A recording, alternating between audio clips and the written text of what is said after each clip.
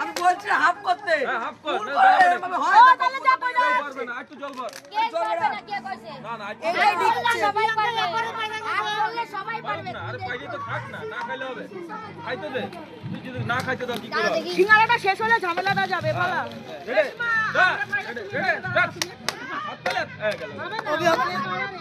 এই 5 টাকা করে নি তাহলে দেখি অনেক ভাই যে পারার এমনি পাবে হয়ে গেছে খেলা